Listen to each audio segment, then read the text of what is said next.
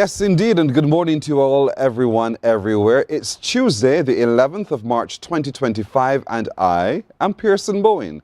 Good having you company. Thank you so much for watching us on our streams on YouTube, Facebook, and our website. As always, thank you so much for engaging with us and among yourselves every single morning. And as I always encourage you, share the show. Share the show. Don't keep this to yourself. There's a lot of information we share with you, so share it with others as well. Also, if you have an idea or if you know of someone who you think we should feature on the show as well, drop us an email, morninbarbados@cbc.bb, morninbarbados@cbc.bb. So wherever you are across the globe, a very good morning to you today. Welcome to Tuesday. Now I have a question for you. You know how we do this, so don't go like cheese or bread. What are you going to ask me this morning? I have a question for you. It's a very, very simple question, and I'd love very much for you to answer it by giving me a call. A call on 228-5562 or 228-5563. That question today to get you going is, what is the most absurd thing you've been tricked into doing? Seriously. I mean, we've all had this at some point in time in our life. What is the most absurd thing you've been tricked into doing or believing? Seriously, what is it? What's that most absurd thing that somebody tried to pull a prank on you and they got you to actually do it, and then when you realized that you were pranked, you had to laugh? So what's that? What's that for you? 228-5562 or 228-5563. Think about it and give us a call. So what's the most absurd thing you've been tricked into doing or believing? What's that prank? I know what I've done to other people. What have they done to you? 228-5562 or 228-5563. I'm a boss at getting people to leave their desk and go outside for something that is not there. It is just so funny how they believe me and they just go with it. It is fun. It is really fun. I haven't asked anybody to do anything dangerous, but you know, it's the skill of being believable. What is it for you? Who has tricked you into doing something strange and absurd or believing something strange and absurd? Call me and tell me. 228-5562 or 228-5563. Now, coming up today, you may have heard about this threat by the U.S. administration about visa restrictions for the Caribbean, for those people of the Caribbean who are engaging with Cuban personnel. Well, CARICOM has a response, and we'll be talking about that when we're joined by Barbados Ambassador to CARICOM, His Excellency David Comishong, to take a look at that and many other issues surrounding CARICOM and the world, geopolitical as well. So we can't wait to talk a little bit about that. Do you really understand what domestic violence is? And there are many iterations of domestic violence. So we'll break it down for you and we'll share with you some of the solutions, some of the ways you can protect yourself in a situation of domestic violence, when we're joined by advocates against domestic abuse. So we'll talk a little bit about that. The Challenor Creative Arts and Training Center, they're having and celebrating their 60th anniversary. And so they're having a big concert this weekend. I want you to be there. So they'll talk to us a little bit about what to expect as we get ready to invite you to join all of us at the Challenor Creative Arts and Training Center's big 60th anniversary concert this weekend. Celebrating 25 years of salsa in Barbados is what they do. It's a milestone which they want to recognize, and so the folks behind that are going to be joining us this morning. They want me to dance, but you know my 2 feet. So they will probably help us understand how they're marking that silver milestone indeed. So we can't wait to talk a little bit more about that. And we continue our conversation to you becoming more emotionally intelligent this morning when Tony Olton joins us. And we get behind the words this morning about emotional contagion. Emotional contagion. What crosses your mind when you hear that? Tony Olton will help us understand this morning. 2, we'll hear this morning the story of the first conjoined twins who have been separated and are alive. It is quite a heartwarming story. So that we'll share with you in just a little while on Morning Barbados today as well. So don't touch your dial, just share the show. Remember, what's the most absurd thing you've been tricked into doing or believing? Your call I'm waiting on. 228-5562 or 228-5563. Call us and let us know. So someone said to me they were tricked into believing that Santa Claus was real, Ambassador. Tricked! How come you were tricked into believing that Santa Claus was real? I thought I knew that from the very beginning, didn't you? Isn't he real? You were still tricked. That's Barbados Ambassador to CARICOM, His Excellency David Comshop. Good morning to you, Ambassador. Good to see you again. Yes, Pearson. I saw you just, 2 days ago? See? Sunday? The man is talking up my business. Yes, on Sunday. And it was good to see you there as well. In that, let me explain to you what happened. Hawthorne Memorial Methodist Church is marking 65 years of ministry. And so they hosted a choir festival. The Barclays Singers, I think all of you know this by now, that I'm a part of the Barclays Singers. And so we were one of the 8 choirs who were there and 3 solo acts as well. And it was a packed church. They had to bring in chairs and stuff to accommodate so many other people. But it was music that warmed the cockles of our hearts, wasn't it? Oh yes, it was. I thoroughly enjoyed it. Yeah. I didn't know you were a singer, Yeah. and a member of the Barclays Chorale, 31 no less. years now, Very, 31 I was very years. impressed. I was very impressed with the Barclays Chorale. Thank you. As I was with several of the choirs that performed. So yes, I can tell Barbadians that our tradition of choral singing is really alive and healthy. Yeah, because there were so many young people who were performing as well, and that's the thing. The trajectory for it is quite good because the choirs are also comprised of younger voices, which means the longevity is in good hands. Yeah. It was really good. All right, I know that's not what you're here for. So let's talk a little bit about what's happening in CARICOM. We turn our conversations on CARICOM now. And we saw in the news recently the concern, I'll start there, by the United States about how the Caribbean is engaging with Cuban medical professionals and other professionals. And again, it seems to be one of those attempts by the U.S. to penalize Cuba for being Cuba.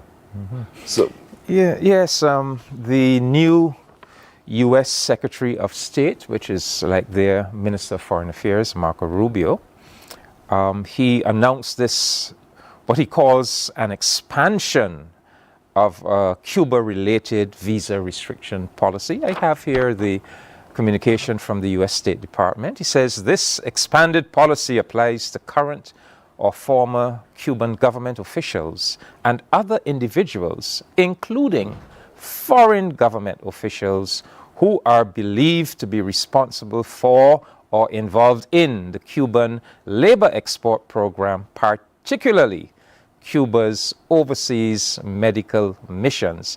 This policy also applies to the immediate family of such persons. The department has already taken steps to impose visa restrictions on several individuals, including Venezuelans, under this expanded policy. So here we had this threat, I guess you would say, to, in the minds of the U.S. State Department, punish persons who facilitate or engage with the Cuban medical personnel by taking away or denying them visas to visit the United States of America. Our foreign ministers had a meeting 2 Fridays ago to examine this new development. And their response was, one, to ask the U.S. State Department for more information. What is this really all about? And to ask for a meeting with the Assistant Secretary of State with responsibility for our hemisphere, 2nd week in March. But it appears that perhaps that request for additional information has been met and that the additional information has come in, because there have been news reports that last week additional information did come in, and it caused several of our prime ministers to respond. And so clearly the additional information that they received, they did not like at all. So thus far we have had news stories featuring Prime Minister Dickon Mitchell of Grenada, Prime Minister Ralph Gonzalez of St. Vincent, and Prime Minister Keith Rowley of Trinidad and Tobago, making very strong statements indicating that they have no intention of in any way, terminating relations with Cuba or with the Cuban medical personnel. I know that we have a clip, Yeah, we do. so perhaps we can hear And so we want to hear them in their own words. So let's take a look at it now, and we'll talk a little bit more about this right after. Tonight, Caribbean governments have begun receiving formal notification from the United States of its intention to sanction states and government officials which are facilitating Cuba's medical assistance program that has benefited most countries in the region. Ministry of Foreign Affairs officials in the Grenada capital, St. George's, have confirmed to Carib Update News that the formal notification from the State Department arrived on Thursday. It is believed that other governments in the region have since received this official correspondence. The government of Prime Minister Dickon Mitchell is expected to craft an official response in the new week, but there appears to be some defiance from the administration, whose posture is that Grenada is a sovereign country that will conduct its relations with other states without bowing to such pressure. I think from our perspective, we are clear that we have a legitimate partnership with the people and government of Cuba, who have over several decades provided support to Grenada in the medical field. And I think we know what the realities are with our health challenges in Grenada, particularly for specialist doctors. And so from our perspective, we are clear that the partnership that we have with Cuba is legitimate, and we will continue to support and defend the partnership. Even before the formal notifications arrived, Vincentian Prime Minister Dr. Ralph Gonsalves sounded not too worried about the American threats of sanctions. When this thing came out and that third countries which may be complicit in what they call exploitation of Cuban professionals, and that they will deal with them with visas. They started, well, Ralph and Eloise will lose their visa. Strangely, they credited me because they know that I will prefer to lose my visa than to have 60 poor and working people die. That's St. Vincent's Prime Minister Dr. Ralph Gonsalves. Prior to that, you would have heard Grenada's Prime Minister Dickon Mitchell. Strong voices from the Caribbean in support of Cuba, but against this threat by the United States. I mean, Prime Minister Gonsalves put it in the starkest terms. A lot of our CARICOM countries actually depend on these Cuban medical personnel to save lives.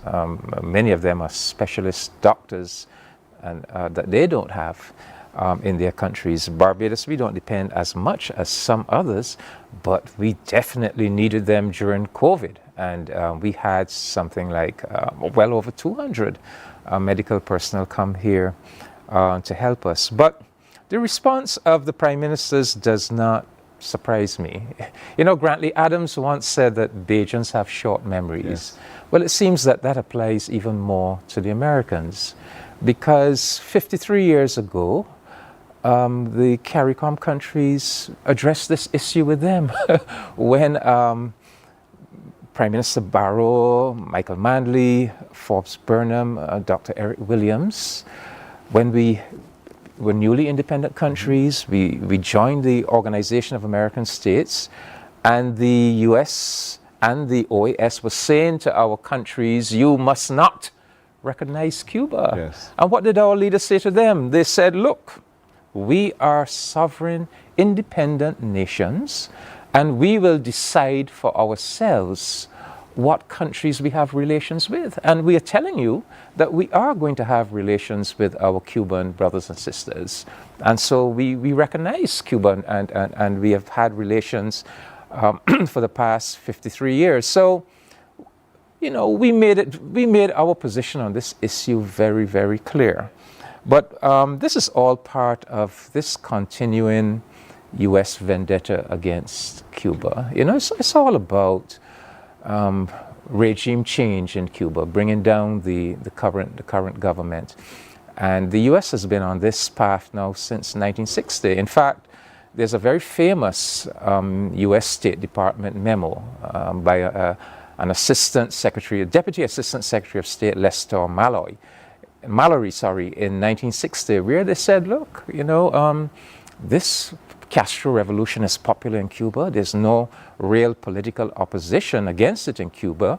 The only way we are going to bring it down is if we make life miserable for the people of Cuba. And so that is where the whole policy of the economic sanctions came from. I mean, the strategy is to make life miserable for the people and to get them to turn on their government. So this is part of that strategy. But it opens a window into the thinking and the belief system of the U.S. administration, because let's examine it, Pearson.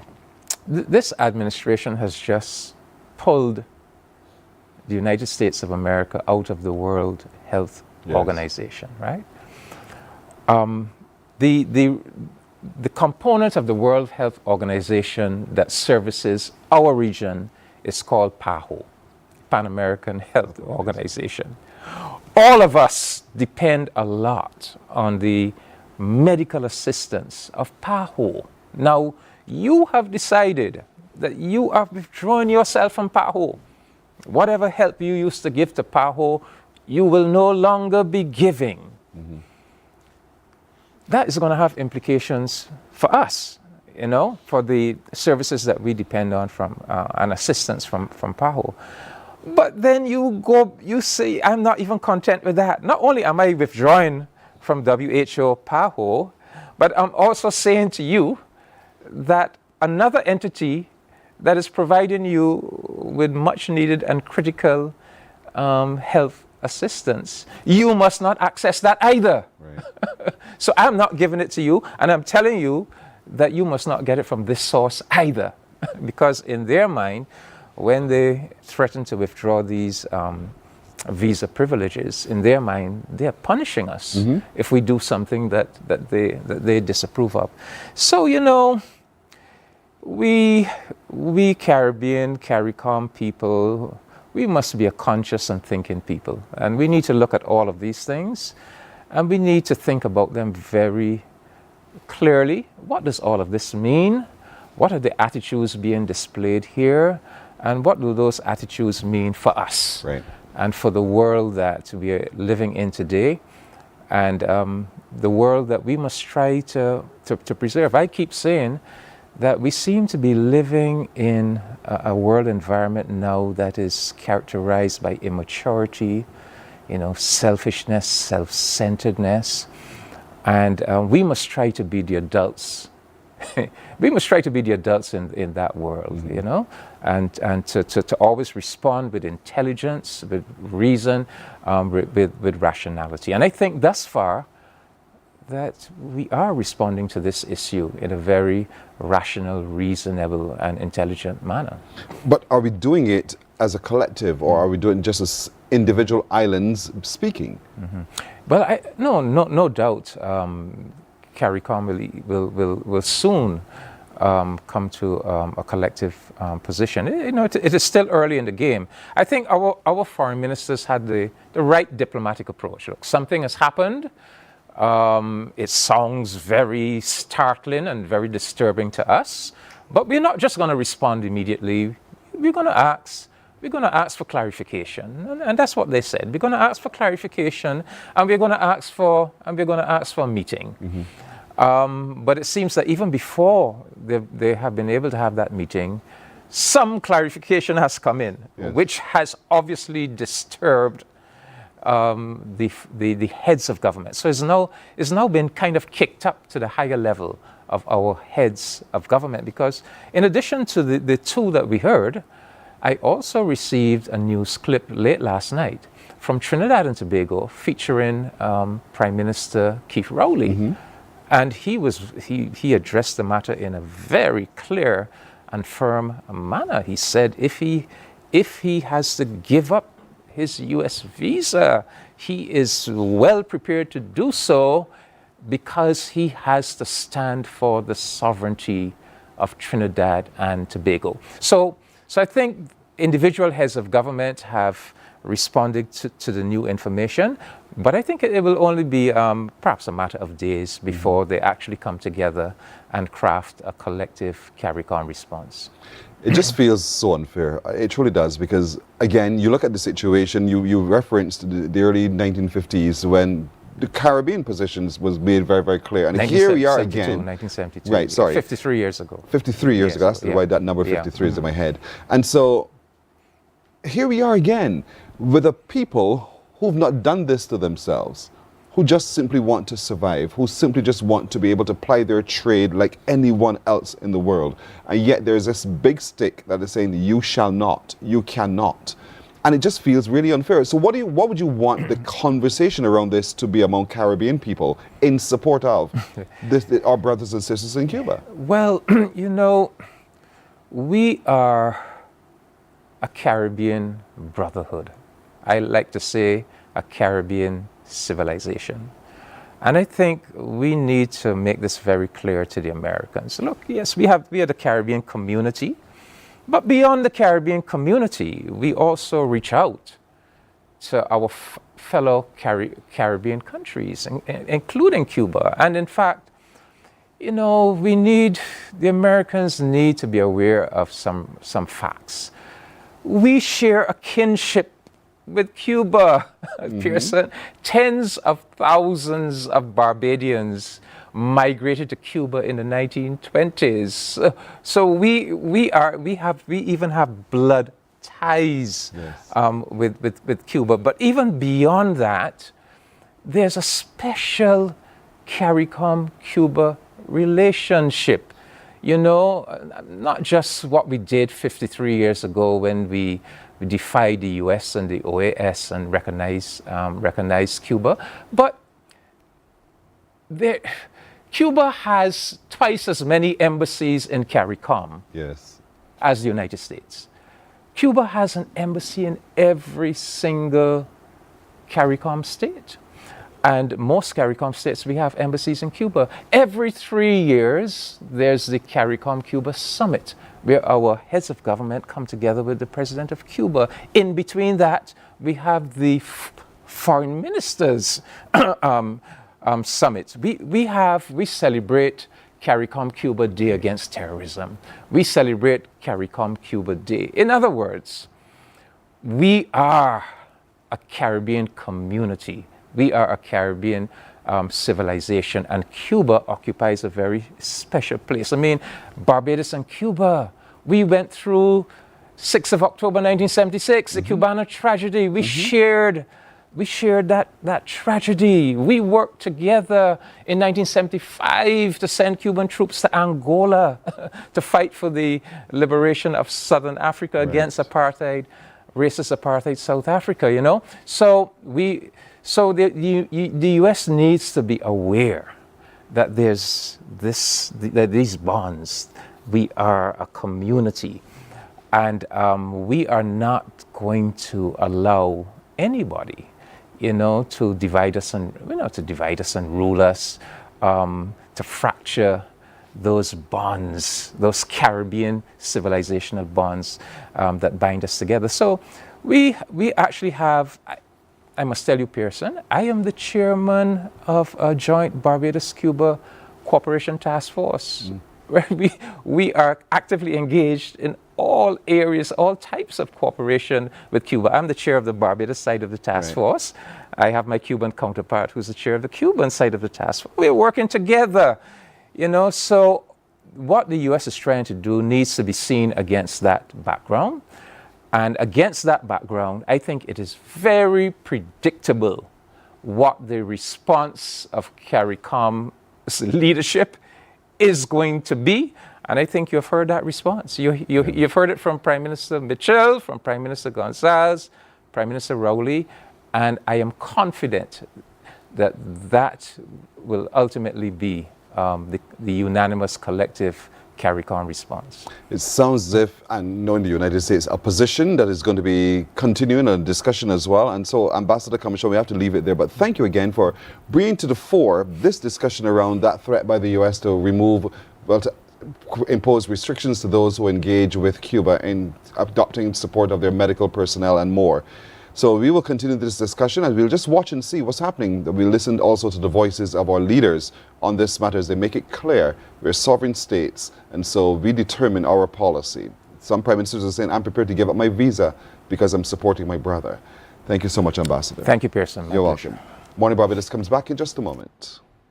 Morning, morning, morning. Good morning. Good morning to you. The facts say Morning Barbados reaches an audience of over 50,000 and Newsnight reaches over 56,000. It's simple. When you advertise, you're getting your message to over 50,000 of your potential customers. Make the call to CBC Sales Department today and watch your business grow. Contact us at 467-5559 or email marketing@cbc.bb. God will not give you a job. God will not call you to do something and then not give you the capacity to have it, to make it happen. He will give you the resources. He'll give you the people. Not only will He equip you with ideas, but He will equip you with favor, as He did Nehemiah. Turn on the latest episode of Infinite Possibilities, only on CBC TV8, every Sunday at 1:30 p.m., sponsored by Covenant Life Teaching Center. Morning, morning, morning. Good morning. Good morning to you.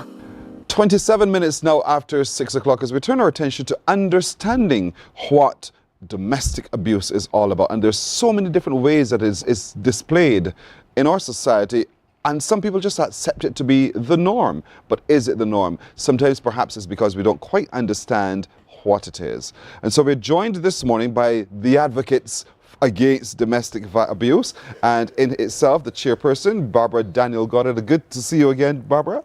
Good to see you also. Thank you for having me. You're very welcome. And as I said to her, you could have told me to wear my orange in support. I forgive you. That's not your fault, right? No, that's not my fault. Maybe I should have done my homework. Indeed. So let's talk about this, because understanding domestic abuse and what it looks like and giving definition to it. And I started by saying, there are different forms of domestic abuse. From where you sit, what do you see those to be? Right, there are many different forms. So we have, most people understand domestic abuse as a violence and physical violence. But there is the emotional, mental, psychological aspect to it. There's financial, there's sexual, there's coercive. So there's many, many different ways. In this modern age, we have the digital. So there's so many different ways that people are engaging in domestic abuse. And so we say that's just how he or she is. Maybe it's just the signs of the time and we accept it, because if he didn't love me, he wouldn't smack me, or vice versa. And if, maybe he's just having a hard time at work and the money isn't flowing while he's withholding the opportunity for you, or she, that person is refusing you to have the access to the funds in those kinds of ways. So what do we do? Well, first, when we talk about if he loves me, he will hit me. First, that is not love. So we need to recognize that that is not a form of love at all. But in relation to what we do is understanding how we get there in the first place.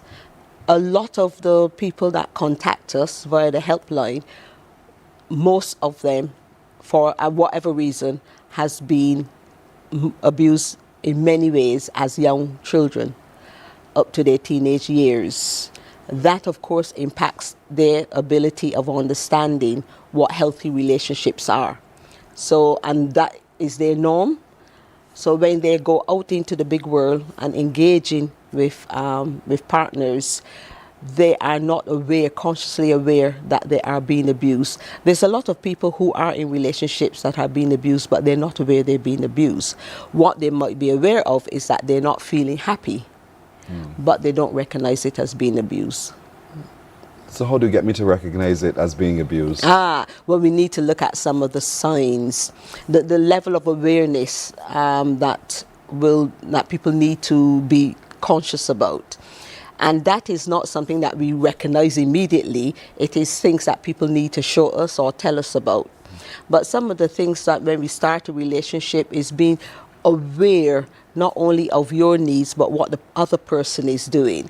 A lot of the time people start relationships without focusing on the character of the person, more they're looking at the personality. He, she is really whatever.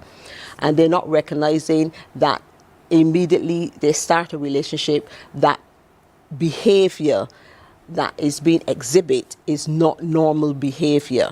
But that level of awareness can come, it is only there coming from where you are coming from. So if you don't understand that, it's very difficult and challenging to really understand that what you're seeing is something that is not healthy. So we need to engage with people from a very young age. What is healthy relationships? And a lot of persons are only capable or aware of things based around the environment they come from. So if you come from an unhealthy environment, that is your perception of normality. But you also, even in that unhealthy environment, as you've said before, realize that I don't quite feel right. This doesn't quite feel comfortable and happy. And then you look and you see other examples of what happiness looks like. And you ask yourself, what do I do? And that's where you come in as well with the hotline. Indeed. I mean, perception of happiness is one of those things, isn't it? Because sometimes we can measure ourselves against other people. So you see a couple and you think, oh, they're so happy. But that can also be a facade. Yes. Yeah. But when our instincts is telling us that something is wrong, we need to listen to our internal mechanisms. So it's telling us that that doesn't feel right. That doesn't sound right, that doesn't look right. So we need to listen to our instincts and act upon them. But we come in when a person then realizes that they need our support. So we then will support them in whatever way we possibly can. And if we cannot offer them the support that they need, we will then pass them to someone else who can provide the But it's support. good to know that at least they've reached out. That is a step in the right direction. Indeed. And we must remember that persons in the abusive relationships anywhere between 7 to 11 times before they can make that definitive decision not to continue with that relationship. Yes. And I'm supposing then that when the hotline rings and you answer, you engage with that person for the first time, you need to remind them that it is a process. And it's not a case of a quick fix, because you don't escape that mental abuse and emotional abuse is almost gone into your psyche now. It is. To switch that around takes some time to be patient. And so let's talk a little bit about some of the trauma that people experience as a consequence of the different forms of abuse, because it becomes a part of who you are. It really does. Aside from the mental processes, what you have, people can become addicted to drugs or to alcohol. People can actually become addicted to finding other abusive relationships. That's the trauma. You can get PTSD from that. You can get depression. So there's all of those things that can happen to a person. And you get, especially sometimes in younger persons, what they can do is exhibit overtly sexual behavior. So you go from being a person who will have a sort of like monogamous relationship to someone who will engage in haphazard sexual activities. Self-esteem is demoted. Your sense of self and awareness is actually depleted till you get to the point where you feel that you are worthless. So if you feel you're worthless, you will act in a way that is worthless. Your confidence level is zilch, and all of that is going to impact your ability for work, how you engage if you have children, how you engage with your children, how you engage with friends and families. All of that can, to the point where, yes, you might have to go to the doctor and get some form of medical prescription, and at times people do end up in the psychiatric unit, and all of that is the impact of domestic abuse. It's not a pretty picture at all. It isn't. It is not. It's serious. Sitting on the sideline, you're watching a relative, and you see these things happening, and you're thinking to yourself, can't you fix yourself? And I don't want to get involved because what do you want us, the sideliners, to be able to do when we see this happening to our loved ones? Yeah, it's the bystander. Yes, Yeah. indeed. That's the word, yes. Yes, the bystander. Yes, I think most people think that relationships are sacred, which they are. Yeah, we don't want to get involved in a person's relationship because that's personal. But I think when you see behavior that you recognize is unhealthy, you either put yourself in the position of talking to directly on a one-to-one basis with the person or the abuser, depending who it is. If the abuser is a family member, or if the victim is a family member. But sometimes people don't want to get involved with the abuser because if they see violence, then they're scared. Yes. Yeah, and sometimes that violent person has been actually very aggressive in the environment also with other people. So it's like, I can't take that on. But what you can do is recommend that the victim seek help, yeah, and be there and be supportive. Now, one of the things where we have the domestic violence is that people do get tired where, oh, leave him. You go, you come, you go, you come. And yeah, your friends or family just like, I had enough. I just don't want to know anymore. I was going there. Yes. You want to shake them. Are you so silly that you can't see?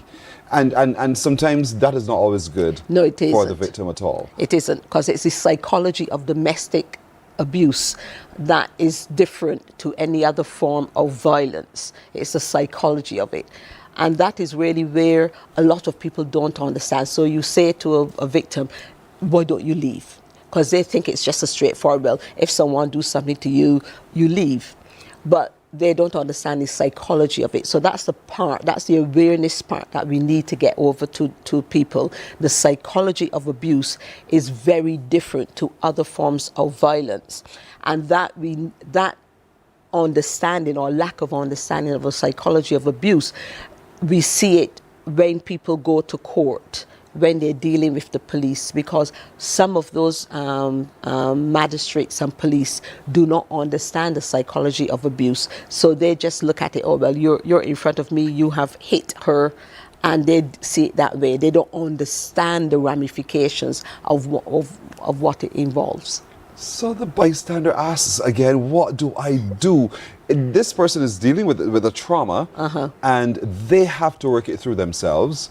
All I could do is just stand and say, I understand, I'm with you. Is that all I'm supposed to do? No, you support. What does that look like? Well, support can be, you're on the other end of that phone when that person wants to talk. Yeah, because we can get burnout. That's the truth. We can get burnout from a particular friend who's going through it. So we can feel burnout by it, and our empathy just depletes. Yeah, but we need to build support networks. We need that, and that is one of the things that, as an organization, that we're looking at, is how to build support networks so that victims, instead of necessarily burden their families or friends, can actually meet each other and support each other through that, because every victim will be coming from a different perspective. The thing they have in common is that they're victims, but how they got there is very different. So it's like supporting each other. Currently, a lot of victims do not want to interact with each other because, oh, you might know someone, know someone, etc. But we're looking at that may be so, but they need that support, because it's going to help build their awareness, build their self-esteem, and give them the energy and the impetus to leave and to rebuild their lives. And also help them to redirect and understand where they come from and where they're going, so that they will not engage in another relationship that is similar, because at times people don't even recognize that they are actually repeating the same thing over and over. Yeah, you go from A to B, and C, D, and it's all the same relationship, different picture, but same relationship. So here are these two adults in this relationship battling it out physically, emotionally, and so many other ways. but there are little children who are watching. And there are little children who pay the consequence of what they're also watching. Let's talk about the impact on children for just a moment. The mental impact on children is huge. The emotional impact, because that can impair their ability to learn effectively. That they can then become what we would call challenging at school.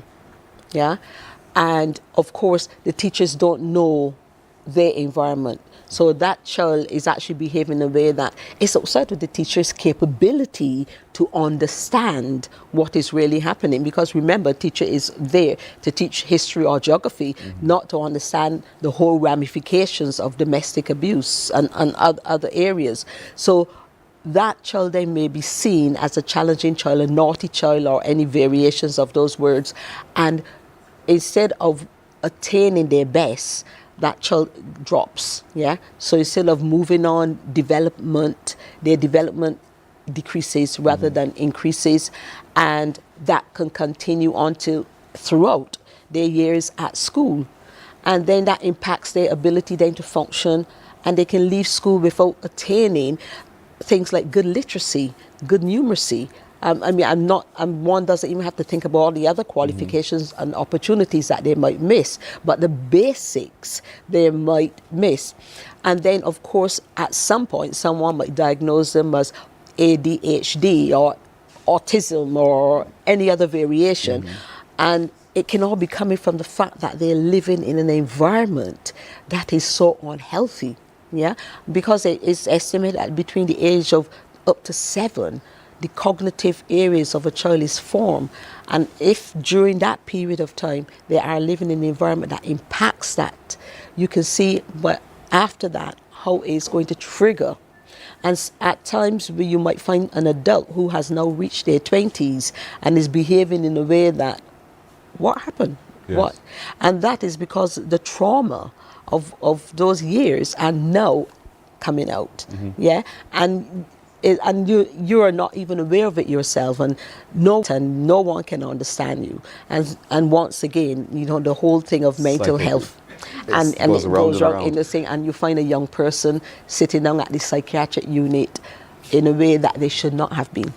That is so unfortunate. Yes. The innocence is snatched at quite a young age. Indeed. But there are times too when, this casual observer, they're watching what's happening and they find themselves practicing what they see. But sometimes they too are also the victim of what they see. Because, wax, you should not have been. And in order to, because I want to lash back at the perpetrator. Yes. And the perpetrator scares me, I lash at that one who's defenseless. Indeed.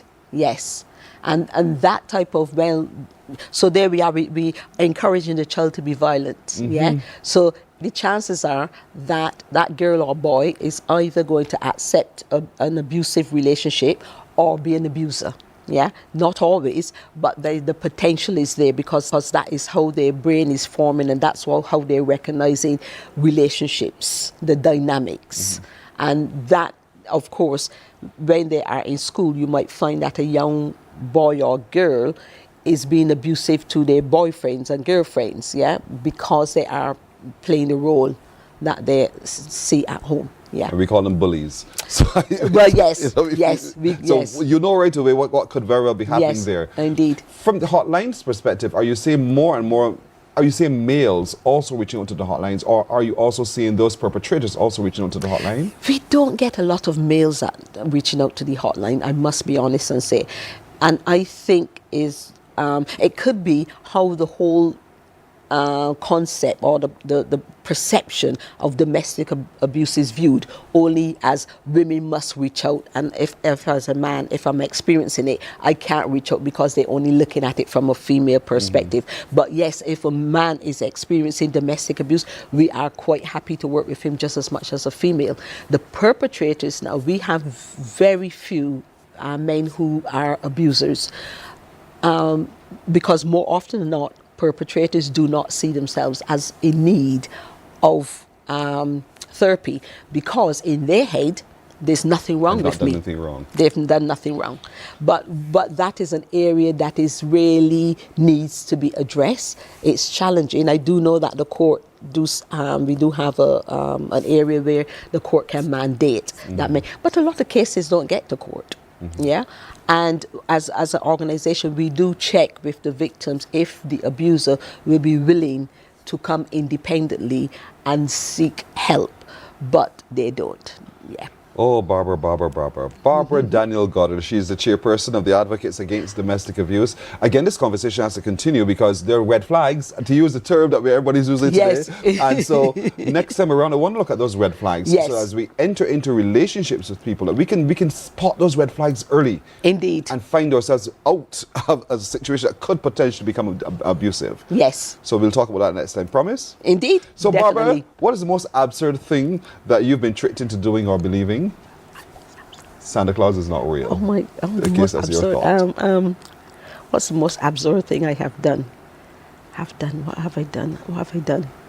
Oh my She's a good good heavens! girl. I'm just trying to think. You're a good girl. I'm trying to think. What's the most absurd thing I have done? If there's none, there's none. Well, actually, the most absurd thing I have done is actually have a Christmas party in the middle of July.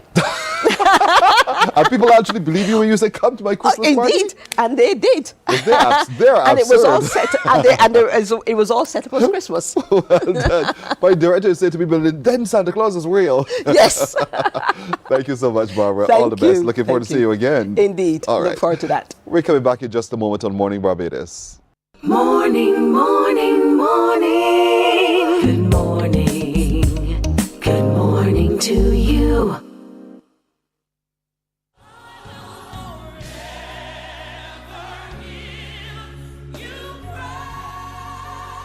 An hour of inspiration, celebration, soulful praise, and uplifting messages that will refresh your soul and fill your heart with joy.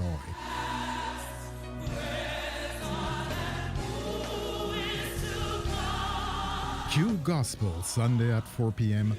on Quality 100.7 FM radio, bringing you closer to the music, the message, and the ministry.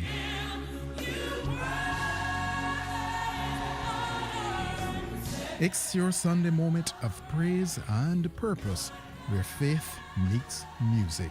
Q Gospel, Sunday at 4 p.m. on Q 100.7 FM. Welcome to Nature's Discount, the ultimate health food store. At Nature's Discount, we have thousands of quality products at great prices. Hi guys, Dottie here with Nature's Discount, and today we are talking about solar ray, microbiome, probiotics, and why you should be taking them. And we have well over 3,000 amazing products to help you get healthy. For your health tips, tune in to CBC TV 8 every Monday, Tuesday, and Thursday for Nature's Discount, sponsored by Get Healthy Incorporated. Our world today is not the world God wants it to be. One of the reasons, which will surprise many, is that our planet, its governments, and its peoples are all living under the weight of Satan's rule. From the beginning of mankind's existence to today, human history is the written record of what it means to live under the rule of the devil. Yet that rule is coming to an end, and what a difference that will make. Every Sunday at 9 a.m. on CBC TV 8, tune in. Morning, morning. Good morning. Good morning to you. We are 11 minutes now to go to 7 o'clock. Remember the question of the day for you to also give me a call and let me know, and for these ladies also to answer before we're done. What's the most absurd thing you've been tricked into doing or believing? What is the most absurd thing that you've been tricked into doing or believing? And I've heard from one person who's already said, you know, when, and it's not campaigning time, they would go through with their megaphone and announce political meetings, encourage people to vote and that kind of thing outside of political season. It is so funny. If that happened, you won't lock it up. That's what I would say to you. But I'm waiting on your call. I'm waiting on your responses as well. 228-5562 or 228-5563. What's the most absurd thing you've been tricked into doing or believing? Think about it and let me know. Let's turn our attention now to a concert that's coming up on Sunday, as a matter of fact, at the Derek Smith School. And that's, as you know, near to the St. Matthew Primary School. Is in that general area. We'll talk about that in a little bit, exactly give you details. But I think it's such an outstanding opportunity for you to really come and give support to the Challenor School Creative Arts. And so it's called Hearts Sapphire, an evening of heartwarming music. Joining us to talk a little bit more about that right now is Joycelyn Haynes. She is a social worker. Morning to you, Joycelyn. A pleasure. And also Alison Seeley, who is a rehab therapy technician. And you're thinking, well, what have I got to do with a concert? Joycelyn, you can tell us. Of course, a pleasant good morning to everyone. Now, Challenor is the heart of persons with special needs. And we provide such a wonderful service to our special population. And we taught it, and the reason behind the concert is the fact that we have so many other children at home that would like to come to school, but because of the transportational issues, and obviously, you know, we need special buses to shuttle those children to and from school. And as a result, we have children on waiting lists who cannot make it to school. So the whole idea of the concert is the brainchild of the secretary of our board, Marcia Braffett, as well. And she came up with this wonderful idea in celebration of our 60th anniversary to do a number of events. And so Hearts of Fire was born. I want to get in a little bit about what you do at the Challenor School. Yes, please. So, because you said there's some special children, and this concert helps to raise funds to take them to school and to take them home from school. Yes, please. Give us a sense of the range of these special children who you deal with. Alison will speak to that. Oh, Alison, it's you? Yes, yes, speak please. to that. Okay, so our population is very, very vast in terms of their disabilities and their diagnoses.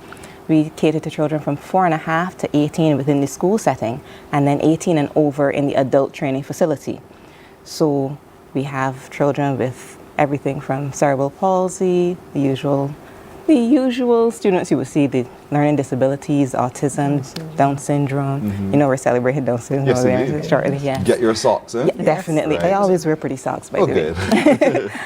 So we have those, as we would say, regular diagnoses, and then we have some specialized diagnoses where we find there's only been one child or two children on the whole island who have this particular diagnosis. We have children with feeding tubes, and these are day-to-day But there's success stories that come from this. Yes, and so I know in time we'll hear those success stories as well. And so we want to commend what you guys do at the Derek Smith School and the Challenor School as well. I am so thrilled that there is a facility or facilities to be able to assist these very special children. I know myself because I have a godson who has Down syndrome. So I'm well aware, and I've also met some of the children who are part of the special unit at St. Matthew's who are transported as well. So I see it for myself, the great work that's done there. And I really want to commend people to be a part of this upcoming concert, Joycelyn. Yes, oh, thank you so very much. We really want to. That's why one of the reasons we're here, because we want Barbados to know that Challenor is alive and well. And we do so much more up there than people are aware. So we're grateful for this opportunity to let persons know about the concert that we are having this coming Sunday at the Derek Smith Vocational Center. We are inviting any and everybody. Tell your friends, tell your church groups. We still have plenty time. We still have plenty time to reach out and to let others know that the concert comes off this Sunday at the Derek Smith Center. It's called Hearts of Fire, and it has promised to be an exciting, heartwarming afternoon. It begins at 4? It begins at 4 o'clock. And you can see on your screen, by the way, folks, what you pay to come in, and there's not a lot of money. Because you're going to get some exciting entertainment. Yes, let me tell you about that. And I dare say there's a big choir that's going to be there. Very much so, very much so. Who's that choir? The Barclays Singers. There you go. Just want to make sure you get the word. Of course, the Barclays Singers. And who do not like to sit down and enjoy a refreshing, lovely evening with our very own police band. Yes. Yes. Second to none. You got that right. No comparison. I can tell you now, because I sing with the Barclays Singers, by the way, that there are 2 songs which we will be doing with the police service band. We're doing the chorus of the Hebrew Slaves, which is a magnificent, a big piece, and the Elizabethan Serenade. Everybody knows it. So if you're into that kind of music, definitely we'll be singing along with the playing of the band for those 2 pieces, while we also do some other pieces as well. So the Barclays Singers will be there. The Barbados Police Service Band will be there. Yes, please. We have Romancia Murray, and we're all familiar with Oh, Yes. soulful voice, her vocal serenade. We also have Chad Boyne. Sir Chad- Royal. Sir Sir Royal, Royal, yes, yes. very much so. He will be there. It's a variety. We have Yes. spoken word by Janine White. We have That's a big name. It's a big We're name. gonna laugh our bellies full, indeed, because Janine is Janine, and that's not to say she's a clown, but Janine can make you laugh. Very So if you much want to so. have that kind of an afternoon on Sunday where there's a mixture of music that takes you through memories, and then you want to just cackle till you're tired, you can do so too. Exactly. So it promises to be exciting. It's a beautiful lineup.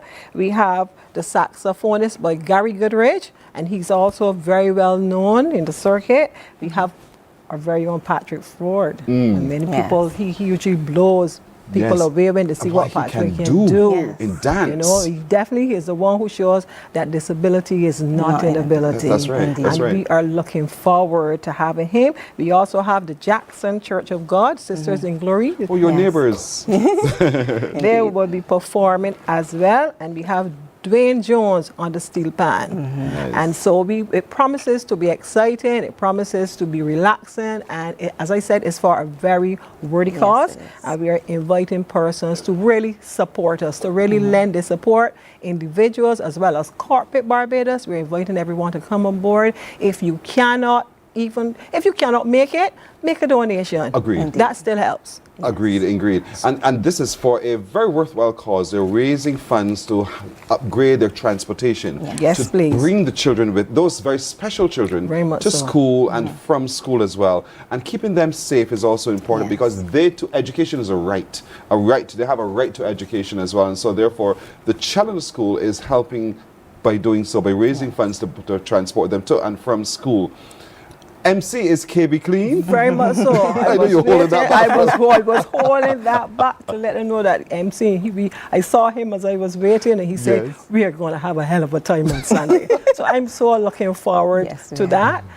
Price is $60 for the tickets and $70 at the door. Okay, we can pay at the door as well. Very much so at the door. Where We do will we have get tickets tickets from? available. You can call our school, the number 438-6862. Let me just repeat that. 438-6862. Anytime from, pardon me? They're also on Ticket Nation. Ticket Nation? Yes. Okay. So Ticket Nation online, you can get your ticket. You can call the school office 438-6862. Yes. Or you can pay at the door. If you pay at the door, you're paying a little bit more. $10 more. So what? So You're what? getting It's for a great worthy cause. entertainment. Very much so. And your donation goes towards a very, very worthwhile cause. And if you cannot come, contact the school 438-6862 and say, I'd like to make a donation. Yes. I think what you're doing is fantastic. I see the difference in our special members of our community, and I want to be a part of that journey with them as well. So make your donation 438-6862. Ticket Nation, you can buy a ticket from there, or you can pay at the door. And certainly we want to encourage you to come out to what is truly going to be a delightful afternoon on Sunday from 4. And we're there till it's done. Because we are going to have a ball on Sunday, and I'd like you very much so to come. The Barclays Singers, we have another rehearsal today, and be ready. We're ready for this. And we're looking, you got that right. So be early, because we're going to be there quite early as well. So we want you to come out and enjoy the great singing, the great performances, all of them indeed, and the Barbados Police Service Band, which is going to take your breath away. Very much so. We're filling the Derek Smith Vocational Center. We're filling it on Sunday from 4 o'clock. Again, location. Guide me to Derek Smith. This is, if you come up Cane Wood, like the old mill, Jackson May Road, and you take that left, and you just straight, and it's on your right.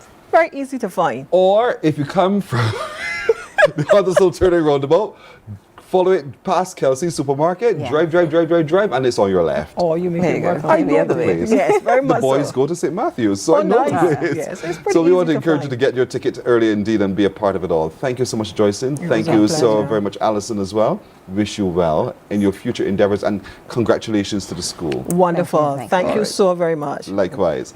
We're taking a break. We're coming back in just a moment.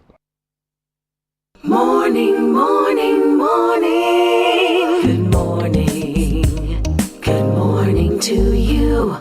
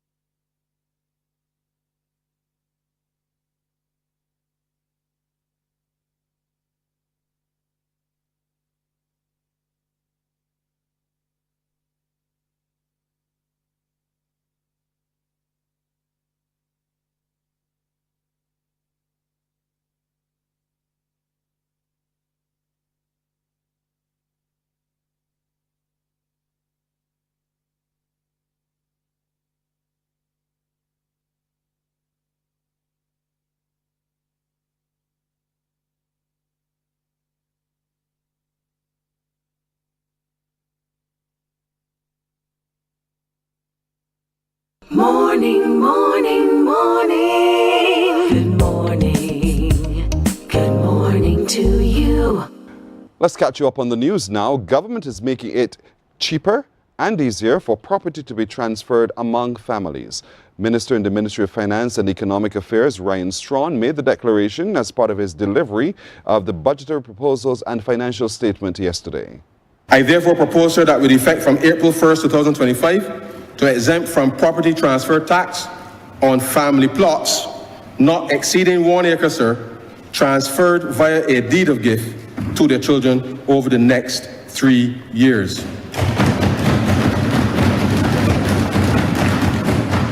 To further assist with speedier transfer, sir, I propose that the Town Planning Department facilitate a process with the minimum standard for road construction on the family land, with the condition that the proposed road be made proper within a 5-year period, sir. And with immediate effect, government will facilitate funding by directing the Barbados Agricultural Development and Marketing Corporation to access the Agricultural Development Fund to cover the cost of 25 climate-resilient vertical farms. To offer to farmers for lease to purchase over a 7-year period, representing approximately $4 million in the coming financial year.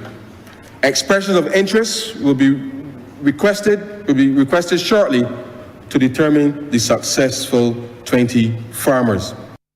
Minister Strawn went on to say at an immediate reduction of water rates for registered farmers to $1 per cubic meter will take effect from the 1st of April. This measure will alleviate financial pressure on farmers, enabling reinvestment in productivity, whilst lowering the overall cost of certain commodity items, thereby making fresh produce more affordable to the consumer. This price revision on water to the registered farmers is without prejudice to the discussions that must continue for the licensing and for the abstraction of water resources, given the scarcity of our groundwater. We are aware that many of the larger plantations rely on this as a source of water for farming. We will take this into account. And government is again directing the Barbados Agricultural Development and Marketing Corporation to request a further $5 million from the Agricultural Development Fund to cover the cost of 25 climate-smart broiler tunnels to lease-to-own contracts to be repaid over 7 years. The poultry sector in Barbados, sir, has been negatively impacted over the past few years due to the occurrence of some severe local and global phenomena. The climate crisis, infrastructure challenges, and global endemic diseases have put a strain on local production and the overall sustainability of the sector. Record global temperatures have increased mortality rates, which expose the vulnerability of farmers to this weather phenomenon, resulting in increased bird mortality rates. The prevalence of bird flu in northern latitudes has impacted the local production, especially in terms of hatching eggs, which has led to an increased cost in the sector. The reply to the budget will be seen right here on CBC TV8 from 3 this afternoon. Sugar farmers are making a public appeal for people to stop burning canes. Chairman of the Barbados Sugar Industries Limited, Mark Seeley, says it does not augur well for the sector. It's very important that, we don't burn cane. Obviously, the sugar content and also the retuning after you've burnt cane is not quite as good. So it's very important that the public understands that if you maliciously set a fire, etc., of course there are legal implications for that, but that will affect Barbados as a whole. And we are trying our best to sustain the sugar industry, as it also impacts other crops and tourism because visitors love to see lush green countryside. I'm sure that everybody in Barbados would want to see Barbados remain in cane, in green, lush green. When the tourists drive through the countryside, etc., they really want to see very well manicured and well laid out fields. So it's very important for our tourism as well. And of course, it's very important for food security because all of these farmers rotate about 25% of their acreage in crops, like for instance, yams, sweet potatoes, you know, some do tomatoes, onions, carrots, etc. And that's very important for Barbados's food security, which is very topical at the moment. A local priest is calling for the Commonwealth to sound its voice amid geopolitical developments. That appeal is coming as Barbados joins millions across the world to celebrate Commonwealth Day 2025. The annual Commonwealth Day service was held at the St. Mary's Anglican Church. Anesta Henry tells us more. Independent Senator, the Reverend Canon Dr. John Rogers, says it's time for the Commonwealth to stand up and remind the world of what it represents. He says in the face of the climate crisis and geopolitical developments, the Commonwealth's mandate needs to be made clear. A standard bearer of peace, justice, and liberty. And perhaps we can tell the world, in spite of our tensions, in spite of the things that we still have to work out as a Commonwealth, we can say to the world, whatever you've learned and received and heard and seen, do these things, and the God of peace will be with you. He adds the Commonwealth must be an agent of stability and hope in the world. To show what can happen when human beings from every walk of life, every religion, regardless of ethnicity, regardless of language, and human beings come together and work for the common purpose of good in this world. Now is the time when St. Paul's words to his beloved church at Philippi must be words to the Commonwealth, to the world. Finally, my brothers and sisters, whatever is true, whatever is noble, whatever is just, whatever is pure, whatever is lovely, whatever is admirable, if there is anything excellent or praiseworthy, think upon these things. A parade of flags was held after the service. The Commonwealth is a voluntary association of 56 independent and equal countries, most of which were formerly part of the British Empire. The states work together towards shared goals and democracy, development, and peace. Anesta Henry, CBC News. All right, that's a look at news until now. More news right here on TV at 12 noon. Morning Barbados comes right back in just a moment. Morning, morning, morning. Good morning.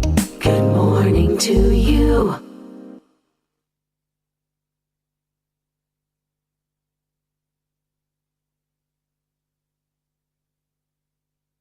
Welcome to Nature's Discount, the ultimate health food store.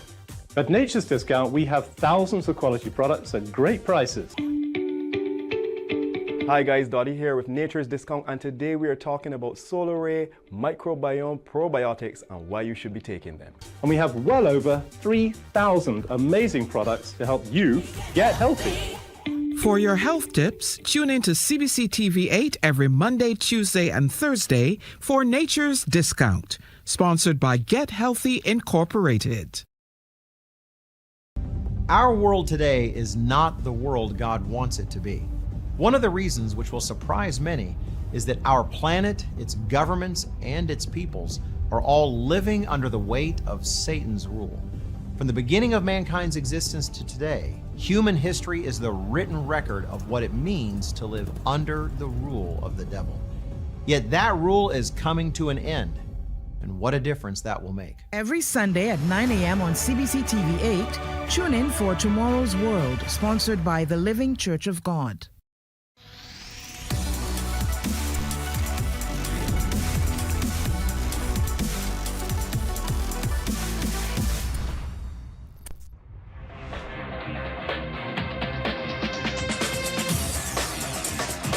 Week after week, Scold presents exciting reports and documentaries on the most varied topics of our time.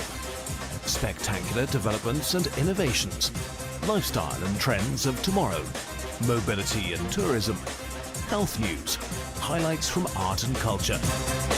Each contribution grabs the viewer with extraordinary images and stories and takes him into fascinating worlds which he experiences here exclusively and up close.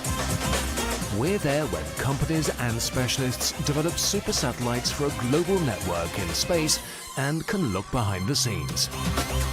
Scold is a window to everything that is there or is yet to come.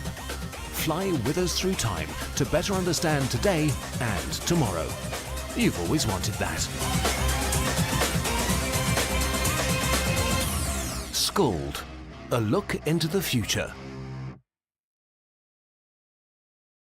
We enjoy a game with dominoes and singing karaoke. I just love crew. When you love me just a little bit longer. You get to relax and have a drink and listen to some nice music. It's something different. It's spectacular. It's fabulous. You know, it's a different feeling altogether. I never feel so good in a party yet. Follow me to Q in the Community this Thursday. You know why?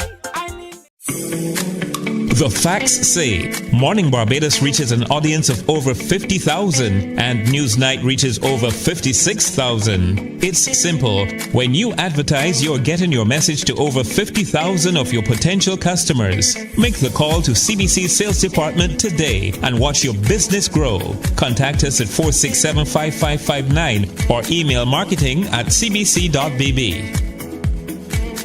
God will not give you a job. God will not call you to do something and then not give you the capacity to have it, to make it happen. He will give you the resources. He'll give you the people. Not only will he equip you with ideas, but he will equip you with favor, as he did Nehemiah. Turn on the latest episode of Infinite Possibilities, only on CBC TV8, every Sunday at 1:30 p.m., sponsored by Covenant Life Teaching Center.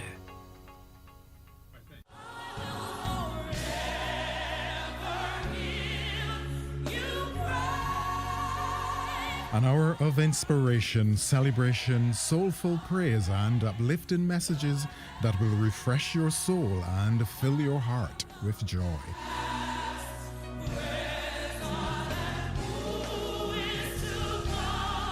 Q Gospel, Sunday at 4 p.m. on Quality 100.7 FM radio, bringing you closer to the music, the message, and the ministry. Good morning to you.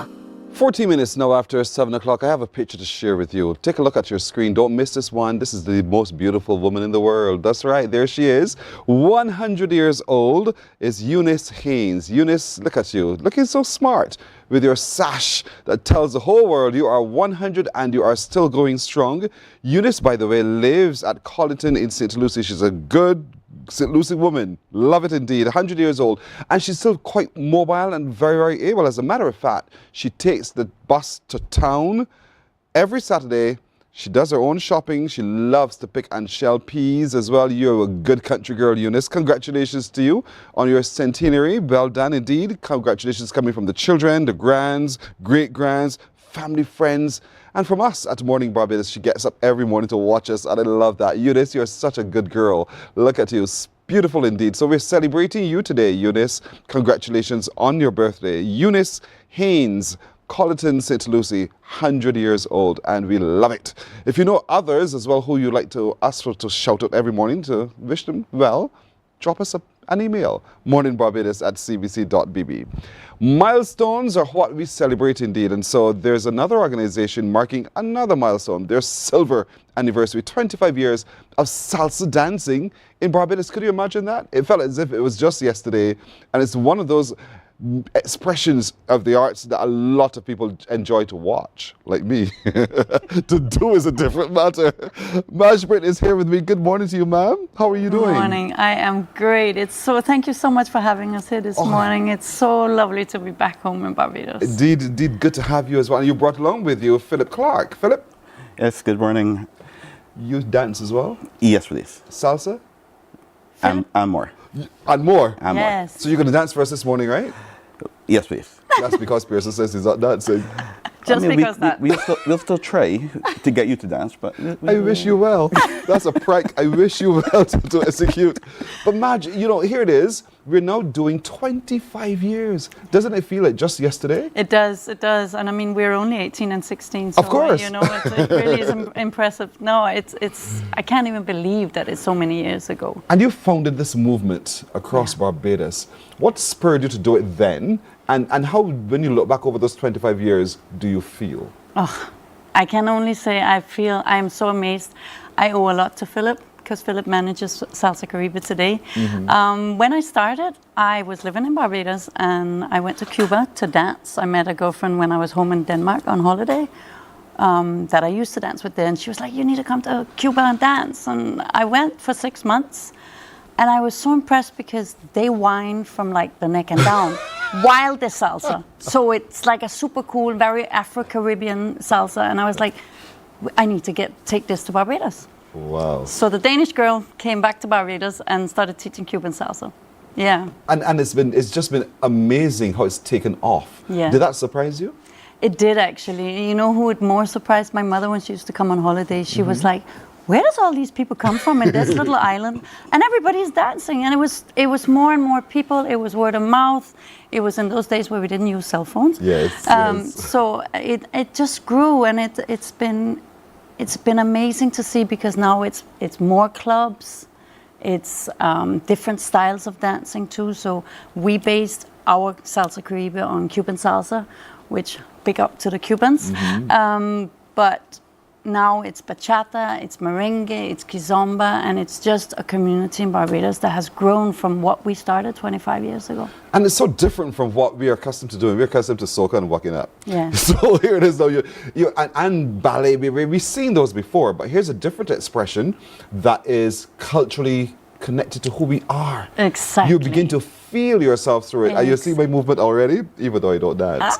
We're going to get into it. I wish you well again. Let's talk about the discipline of salsa. Yes, so the salsa that we teach is Cuban style salsa, which is a lot more free. And we actually in Salsa Caribe work with just 9 fundamental moves that you then can freestyle from. So we emphasize a lot on the freestyle of it. We also teach what kind of is called American square dance, but in a Cuban and Afro-Caribbean way, where we change partners. So we're in couples, in a circle, but we change partners and names are called. So we teach both things, and it's not as show like it can be for the Cuban from the shows in Cuba, but it's more of we call it sneakers on sidewalk salsa. So it's more of a rooted, everyday people salsa. Sneakers on sidewalk salsa. Yeah. Sneakers on sidewalk salsa. And so she dragged you in, Philip? Well, and no turning back. You know. It's been a downhill from there. I think I've been dancing from 2007, and from the time I started, literally haven't stopped. Well, COVID, but yes, other than that, haven't stopped. So, what do you love about dancing salsa? It allows for me it's a certain type of freedom. For stress-related jobs, which I deal with, it allows me to be more at ease. It allows me to express. It allows me to basically just to express myself. And in terms of teaching, it allows me to share that. It allows me to help people understand the importance of it, the joy of it, and how it can help you day-to-day life, whether it is just how to lead and follow, how to work together as a team, and how to look at things differently. It's been a long journey, and it's been a very, very fun journey. I will alter her. Thank you. But 9 steps. 9 fundamentals. Basic fundamentals. There's a lot of other stuff there. Yeah, a lot of I'm other trying to lock it in. Yeah. 9 basic fundamentals. And this is what you teach as well. Yes. And so, give me one fundamental. What's the first fundamental? The first fundamental that you will basically, not even that, technically would be ex-Evola, or wapea, depending on how you look at it. I don't know what that is. Exhibit meaning to exhibit. So there's a term for the ladies that is not generally done for the guys. So it is basically to exhibit her. You're showing her off. Spin her around. You're showing her off, correct. And the wapea is more for the guys. That is coming from wapo, which is more of a, I think, cool guy. So it is more masculine there. So in terms of Cuban styles, there is a good distinguishment between feminine and male. Because a lot of guys are they're unsure of the dance. They think it is more feminine. But for Cuban is macho, down to the core. So, yeah. Madge, I said to you, well, it was teasing before we came live, I said, it's a very sexy dance. And so that's why both of you have to do it rather than me. Would you describe it as such? It can be, but it also cannot be at all, and which is actually what is really cool with the Cuban salsa. I dance it with my girlfriends. It's a common part and come together kind of dance, so you can do both. It's very freeing actually. It can also be very acrobatic with the arm moves. It's a super cool kind of salsa, and it's a good workout. Yeah, it's a good workout, and it's very social. And I think that's one of the things that we've always based Salsa Caribe on, the social part of it, the communication between two people. Yes, we want you to be good and strong technically, but that's not really the core of it. It's the whole language between two people or a group that we have in dance, that we have in all the styles of dance, and by specific in Cuban salsa for Salsa Caribe. But over the years as well, just 25 years, you've had DJs, because the music is central to what you're doing here, and that relationship with the person who plays the music is so critical. Let's just drop some names. Let's celebrate these 25 years. So obviously we have to celebrate DJ Eddie Ayong, who started Salsa in Barbados in, I think it was 1986. We're actually, there's a young gentleman by the name of Julius who's working on a documentary of Salsa in Barbados. And Eddie and I were pulled in, and we were called the mother and father of salsa in Barbados. And then there is a Cuban guy called Llano, who's a DJ now. He has a party every Friday. So those two are the core DJs now. Then the Kizomba environment have their own DJs now. Plays Kizomba, which is a different style of also Club Latin, as we call it. And then there is DJ Pete, who plays out too. So we have a good set of DJs that can also mix what we do with soca music and with reggae music to kind of, fusion everything, because that's what we really want to do. We want to show people an alternative to walking up. And I love whining and walking up. I'll just say that there. Not that I'm necessarily very good at it. But we want to show that there is different ways of the Latin, Caribbean and Afro music is a fusion of everybody dancing together. And that's what we're really doing for the celebration in July. So what's happening in July with this celebration? Yeah, so we founded Salsa Caribe in year 2000. Then it was called Salsa Vida. In 2007, we renamed it to Salsa Caribe. And so we're doing the whole first week of July. We're actually, because the whole idea that I came up with sitting in Denmark and thinking, what am I going to go back to Barbados and do for this anniversary? We want to lift the whole community. So for that week, we highlight what goes on during the week in Barbados within the Club Latin world. So we'll go and visit the Kizomba teachers, Chris Pierre, Anthony, who has Balanced Dance School, Waylon and Rudo, who does Kizomba at Hilton. We will emphasize on 246 Latin Project, and Andres, who's a Cuban teacher. We're going to emphasize everybody in this environment so that throughout the week, there's a variation of events, and most of it is free, which is very important for us because we want to make it available to everybody in Barbados. And it's all the details is going to come out. We're now still planning, fine-tuning everything, because it has been also work since I came in the beginning of February to get everybody together. We also have some of the guys from the ballroom community who started actually dancing with Eddie from 1986. They're also doing some Randy Payne and Mark Burgess, Michael Worrell, a lot of people that are that are supporting the social club salsa, or club Latin as we call it, but also our ballroom dancers. Dwell for just a moment, Madge. Yes. Hear yourself talk about all of this, and to think this is happening. Yeah. It's very humbling, to be honest. Yeah, I'm seeing your color change. Yeah, and I'm trying not to cry because they all know I get very emotional. But it's been amazing to see what a little spark of an idea 25 years ago, what that has developed into in Barbados. I'm so humbled. I used to teach salsa in the schools here too, body language and communication through dance in primary schools in Barbados, and it's just like I would walk down Broad Street and somebody would come up to me and say, "Auntie Salsita, yes. I remember you teaching me at school." It's humbling, really. It is, Pearson. It's amazing, the whole journey, and to see.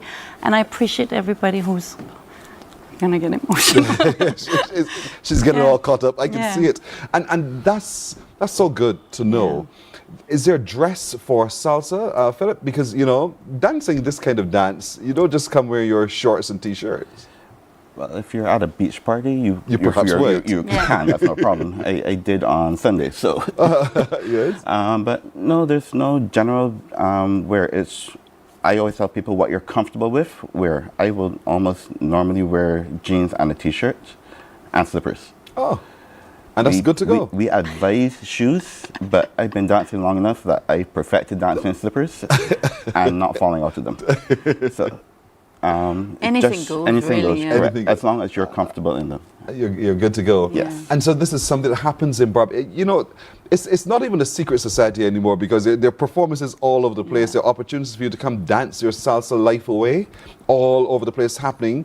And in July, there's a whole week. Yeah, the first week. The first week of July. And actually, Pearson, what we're doing also throughout the year, we're doing different features, and it's going to be sent out on social media and WhatsApp links. We're doing a feature on people who have gotten married through dance. Really? We're doing a feature on teachers, styles, instructors, volunteers, so that there is a celebration for the whole year. And I really want to emphasize that it's the whole community. We're lifting this as of one family. Nice whole indeed. Community. So now, if you're curious as to how to do salsa dancing, there's a club somewhere. There's a club somewhere that will help you to do so. And there are 9 fundamentals.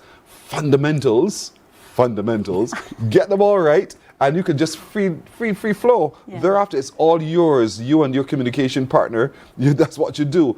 And so it's a lovely, lovely way to spend an evening and a night and a day, indeed. So get to know and love the salsa music. Get to know and love the fundamentals and how to just relax and have a good time through salsa. And so get ready for July, the first week of July. And so it's good to start your rehearsals now, folks. Get in those steps. Because in July, we're going to paint the town literally with salsa. And it is going to be spicy. It's going to be quite fun, but it's going to be an absolutely delicious moment in time when we celebrate the 25th anniversary of Salsita in Barbados. And Salsa Caribe. Correct. That's right. Salsa Caribe, and the work that they've been doing to enhance this expression on the island. And so let's get together, let's do this right indeed. So congratulations once again. Are you going to dance for us this morning? Yeah. Yes. What we will do, Pearson, is we will do a very simple showcase. It's freestyle. We're gonna make hiccups. Because that's actually what we want to show people is that it's just like when you move to your disco music or your soca music or your reggae. That's what we do to salsa. Mrs. We won't even notice. We're just going to enjoy this. Who cares? We'll take a break right here, and then we'll come up for the magic in a moment. Morning, morning, morning. Good morning. Good morning to you.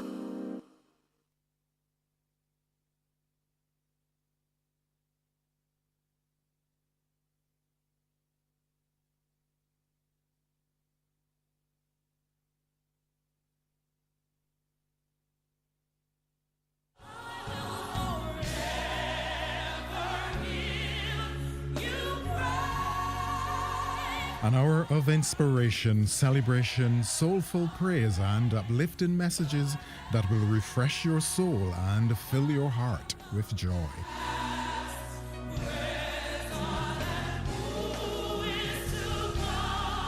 Q Gospel, Sunday at 4 p.m. on Quality 100.7 FM radio, bringing you closer to the music, the message, and the ministry.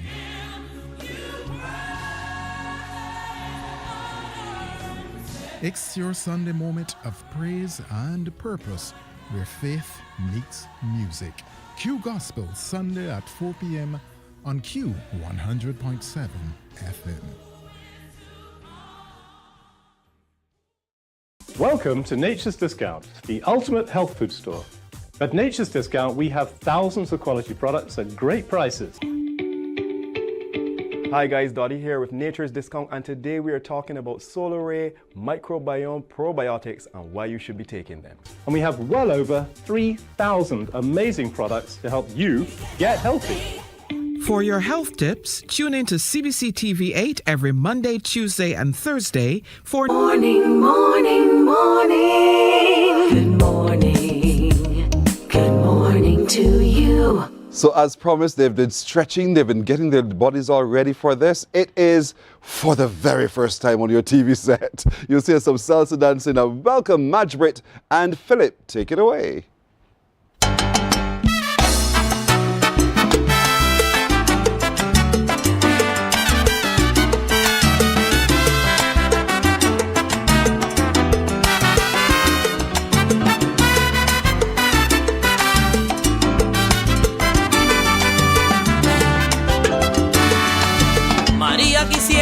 La tropical, pero su madre no la deja.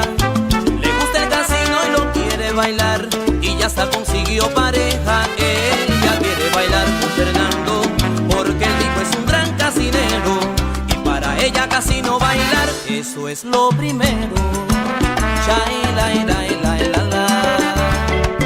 Un día su madre ya pudo engañar y se escapó para una fiesta. La madre al saberlo la sale a buscar y con Fernando se la encuentra. Mami, quiero que tú me perdones, mas no puedo cambiar mi destino, y yo te juro que esto solo fue para bailar casino.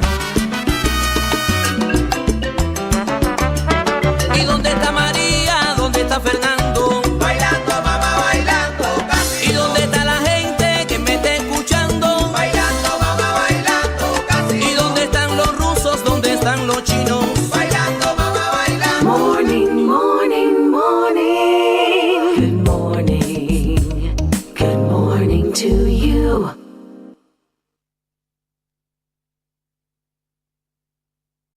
Welcome to Nature's Discount, the ultimate health food store. At Nature's Discount, we have thousands of quality products at great prices. Hi guys, Dottie here with Nature's Discount, and today we are talking about Challenor microbiome probiotics and why you should be taking them. And we have well over 3,000 amazing products to help you get healthy. For your health tips, tune in to CBC TV 8 every Monday, Tuesday, and Thursday for Nature's Discount, sponsored by Get Healthy Incorporated. Our world today is not the world God wants it to be. One of the reasons which will surprise many is that our planet, its governments, and its peoples are all living under the weight of Satan's rule. From the beginning of mankind's existence to today, human history is the written record of what it means to live under the rule of the devil. Yet that rule is coming to an end, and what a difference that will make. Every Sunday at 9 a.m. on CBC TV 8, tune in for Tomorrow's World, sponsored by the Living Church of God.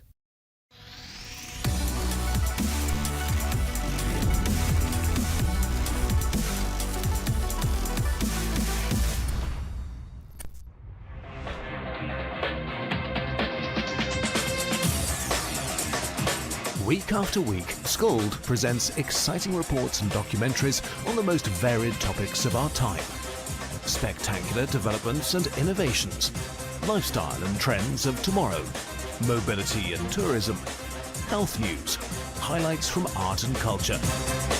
Each contribution grabs the viewer with extraordinary images and stories and takes him into fascinating worlds which he experiences here exclusively and up close. We're there when companies and specialists develop super satellites for a global network in space and can look behind the scenes. Scold is a window to everything that is there or is yet to come. Fly with us through time to better understand today and tomorrow. You've always wanted that. Scold, a look into the future. We enjoy a game of dominoes and singing karaoke. I just love cruise. When you love me just a little bit longer. You get to relax and have a drink and listen to some nice music. It's something different. It's spectacular. It's fabulous. You know, it's a different feeling altogether. Morning, morning, morning. Good morning. Good morning to you. All right, we are at 23 minutes now to go to the hour of 8 o'clock. It's my favorite session on the Tuesday, I'm telling you. Just spending time with Tony Olton. What a powerful man. And in his presence, you feel his power indeed. And I'm not bigging him up because he has already a large head, but yeah, Tony Olton indeed. Tony, good morning to you again. Pleasure. We continue this journey on emotional intelligence, learning how to manage our emotion. We started by journaling. We talked a little bit also about naming how we feel and labeling it. And then handling our responses as well through deep breath. Breathing as well. Yes, right. And so those are some of the things that we've covered thus far. And I hope people don't rush the process. Take your time and practice the process. And over time, you will find that your responses are not simple reactions. And that's what we want to get people to adopt. And this is something that you've developed. And it works. It truly works. It really does work. You had a question for me. Yes. So how is it working for you? I was going to say about maybe I don't answer questions, but nonetheless, it's working for me because I've been not just absorbing what we've been talking about, but I've been telling others about it. Okay. And in telling others about it, I've been practicing it as well. You say, oh, how do you feel? Count to 6. If you can smell and if you can feel, you can touch. You can see. All of those taste, things. Use your senses and it calms you. To bring yourself to this moment, to the present. Correct. But then in being able to use that wheel so you understand and define better what it is that you're experiencing so you can give label to it. And therefore it guides your responses. And if you can name it, you can tame it. That's right. That's right. So those are the things I've been doing. Not bad, right? Very good. Consistency, though, is important. Absolutely. Yes, consistency. And when you don't quite hit it, it is okay. It's okay, yes. The thing is, you have the awareness and you can correct. Right. And that's where you apologize. If you get it wrong, I'm really sorry, that wasn't quite what I meant to say. And you self-correct. I'm the sort of person, when I go home, I reflect.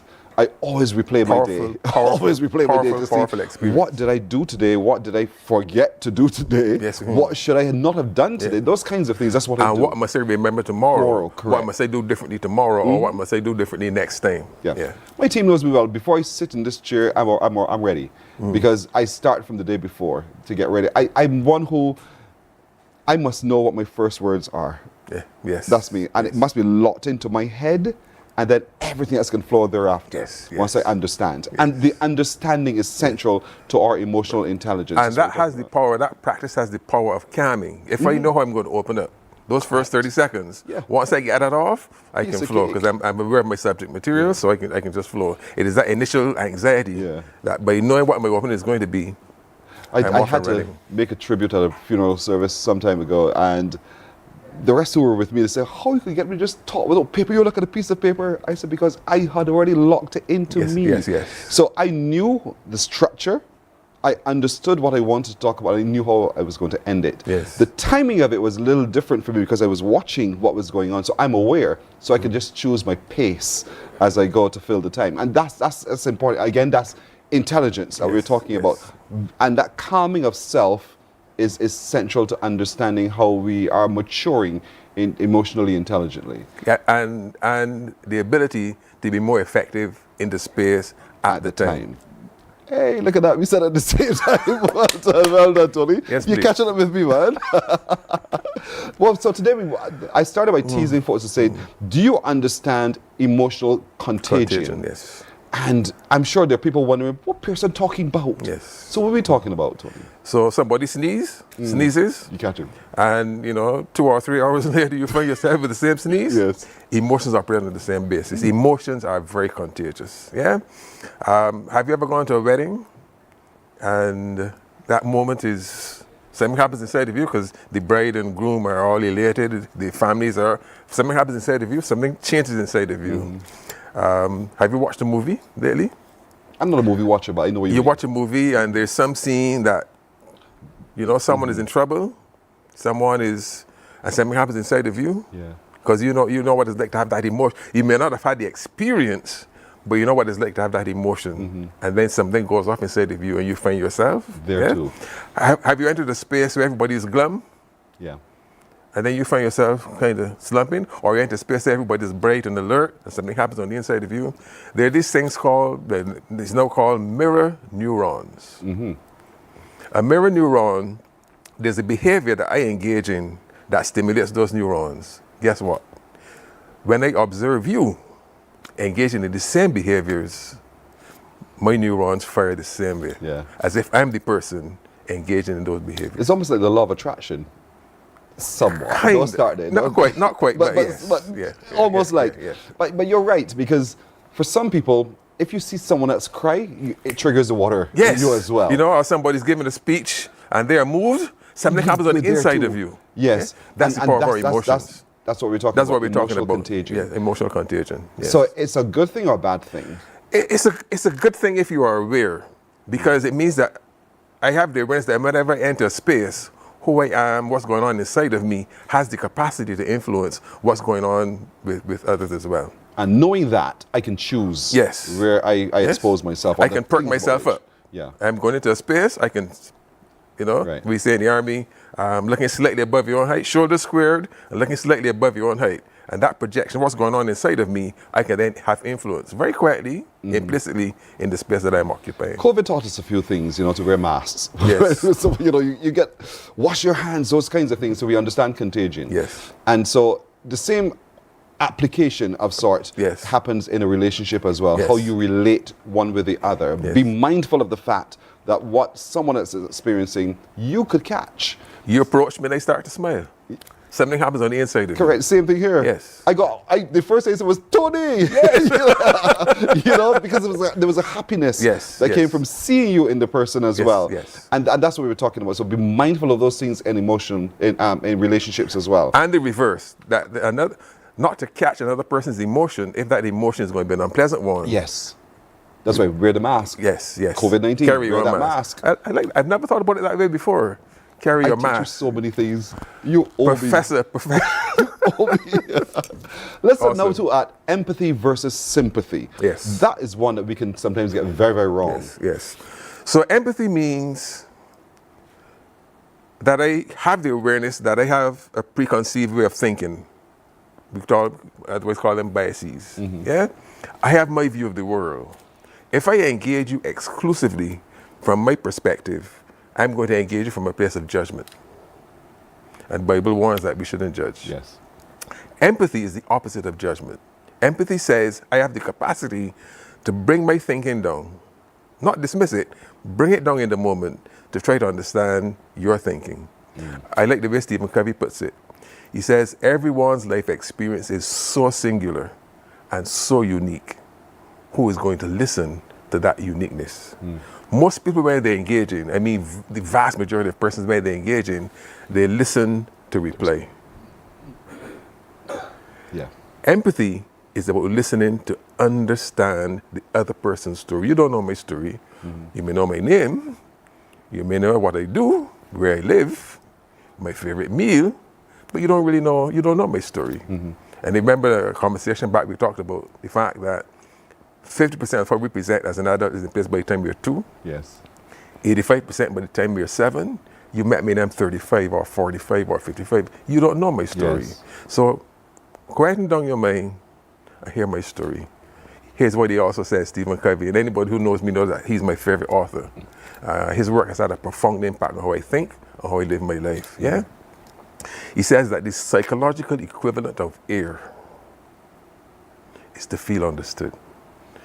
that in relationships, people need to feel understood as desperately as they need air to breathe. And so a lot of the conflict, a lot of the headbutting that we have, a lot of the disconnect that we have in our relationship stems from the fact that one or both don't feel understood in the relationship. And the blockers, you're quite right. To that understanding the biases, you mentioned that. Yeah. And what we teach is if you have a brain, you have a bias. Yes, yes. So that when I'm engaged, I have to be conscious not to allow my preferences, my biases to interrupt, to hinder that ability to communicate. I'm going to use our technical director as an example. Sure. He's going to kill me. We were having a production meeting. We're just talking. After the show, we always talk, what went well, what didn't go well, what we can do different, what we're doing tomorrow, so that kind of thing. And in having that discussion, for the first time I heard him. And I said to him, you're very intelligent. He said, you don't know me. And I said, but I like that. Do that some more. That excited me. Do that some more. But you're right. And perhaps it was my own bias, my perceptions that blocked my ability to hear that intelligence. I know he's going to kill me at the end of this, but I don't care. I need to pick on him. And so in a relationship, that's also important. Where you came from, who are you, who are your parents, what do you do? And that creates a block for a lot of us. We look at you and figure, oh, look at how he's dressed. Or because he has a particular job or particular title, we make assumptions. Yeah? Lots of biases come into play.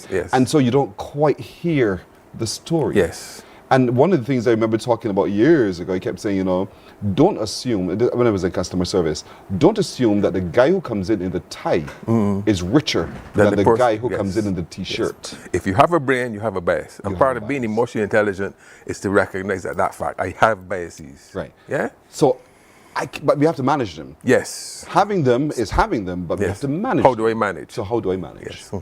So you breathe. You breathe. And then you say, you listen. Yes. What we teach is you listen with three things. You listen with your ears. When you listen with your ears, what are you going to hear? You're going to hear words. There's a model that says words only constitute 7% of the communication. Then you listen with your heart. What are you going to hear? You're going to hear tone. The tone communicates 38%. In this model, tone communicates 38% of the message, what the person is saying. So you're at 45. Pardon? We're at 45. We're at 45. 7 and 45. Yes. You went to school. Long too. And then you also listen with your eyes. Yes. What are you listening? What are you listening for? You're watching body language. Yes. Body language constitutes the other 55%. So if you only hear words, you're going to miss the vast majority of what the person because words are only 7. Yes. And you see how I listen to you. Tony will tell you, I'm sitting forward, I'm intently looking into your eyes as well. Yes. And that's important. That also validates the other partner. Absolutely. Here's what enriches that validation, that sense of validation, that sense of being heard. So let me see if I understood you correctly, Pearson. When you said so-and-so, you meant so-and-so. When you said so-and-so, you wanted me to understand X, or did I understand you correctly? And that opens up the channels. Right. Yes? And that's what, then it says, when a person gets to that place where they feel understood, they go limp. The fight goes out of the engagement. Right. That's reflecting. Yes. So you reflected to me my understanding. Your understanding of what I've said. Which tells you that I was listening. Correct. Yes. But you've given me real examples of what I've said. Yes. It says to me, you've been listening, but you didn't quite get it right. And then you ask me, am I right to understand you? So I don't have to repeat what you said verbatim. No. I share with you my understanding. Yeah. And it could just be a phrase, whoa, that must have been overwhelming, Pearson. You spoke for the last 2 minutes telling me your story. And when you're finished, I said, wow, Pearson, no wonder you're so frustrated. That must be genuine here. Yeah, of course. Yes. If it's not genuine, I will know. That is understood. And that's the point, But you opened up, you asked me, am I correct in what I heard? Yeah, did I hear you correctly? Which you gave me a chance now to clarify. If I got it wrong, yes. But it says to me also, he was really listening. Yes. This man was paying attention. Yes. So the least I could do now is to also open up honestly yes. and give a bit more. So that connection is important. But it creates another dynamic. What? Because I've taken the time to hear your story, it sets you up To hear, to hear my story. Yes, yes, to hear yours as well. Yes. Isn't this beautiful, folks? I'm serious. This is such an awesome journey, and this journey brings you pleasure, and that's what we're trying to address. And not necessarily pleasure as in pleasure, Yeah. but pleasure. It is pleasure. All right, Yeah. name it for what it is. Yes, yes. So there's pleasure. There are two prime drivers in life: the acquisition of pleasure and the avoidance of pain. Those are the states that we exist in. We're either trying to derive some form of pleasure, or we're trying to avoid some form of pain. And so this journey takes you to that pleasure point. And that's very, very important. Now, you talked about managing conflict with emotional awareness, and that's what we're talking about, how to respond. That's what we got to just know, yes. Because you're right, oftentimes our brains are firing. Yes. So it shuts down the brain activity again, shuts out everything else with all of our biases. Like you talking barefoosh, I can't wait to tell you this. Would you just shut up so I can say? Yes. All of those things we go through because we're so busy in the brain. And our biases. And our biases that we don't get the time to really listen. So it's to really quiet the brain for just a moment. Take the breathing, do the breathing exercises, calm yourself, find that spot where you can really truly hear using those three oracles. Oracles with the heart, the ears, and the eyes. Yes, that's right. And to hear what is being said with a movement to understand, not to simply respond. And or give react. feedback as to your understanding. Yes. That's what it is. Everyone wants to be understood. I call it almost a human right. Yes. You know, and it's so that's a important. basic human need. Yeah. And our engaging is to be able to let you know what I'm thinking, what I'm feeling, what my needs are, and you and vice versa. You're back to me. Yeah. If you practice this with your children, it becomes easier to practice with the adults. Yes. And so we always say to parents all the time is, let the child speak, let the child explain his or herself. And if we can get it right at that level, you better believe it, we'll get it right with the adults. And practice asking more than you tell. Correct. Because when you tell, again, you're speaking out of your terms of reference. What did you mean? Yeah. What were you thinking?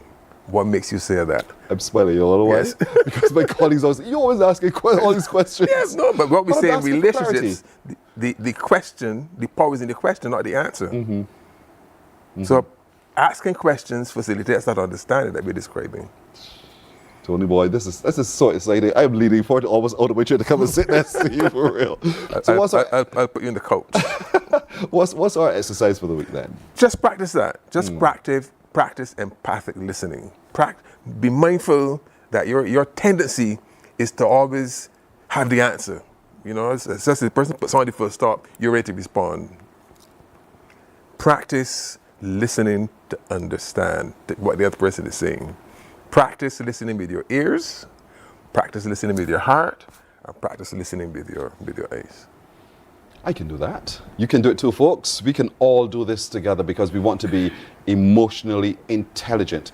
And this is not to pass an exam, but this is to enhance your relationship, enhance your ability to communicate smarter and brighter and reach that pleasure point, avoid the pain point. Indeed, and that's what we're talking about. And we're taking the time to go through this with you because we want to make you far more enlightened people, and enlightened people become better people in relations with others. Tony, to you as well, my brother. All the best. All the best indeed. Catch you next week, God's Spirit Live. Okay. We're coming right back in just a moment. Morning, morning, morning. Good morning. Good morning to you. We enjoy a game of dominoes and singing karaoke. I just love cruise. When you love me just a little bit longer. You get to relax and have a drink and listen to some nice music. It's something different. It's spectacular. It's fabulous. You know, it's a different feeling altogether. I never feel so good in a party yet. Follow me to Q in the Community this Thursday. So good in a party yet. You know why? The facts say Morning Barbados reaches an audience of over 50,000 and Newsnight reaches over 56,000. It's simple. When you advertise, you're getting your message to over 50,000 of your potential customers. Make the call to CBC Sales Department today and watch your business grow. Contact us at 467-5559 or email marketing@cbc.bb. God will not give you a job. God will not call you to do something and then not give you the capacity to have it, to make it happen. Morning, morning, morning. Good morning. Good morning to you.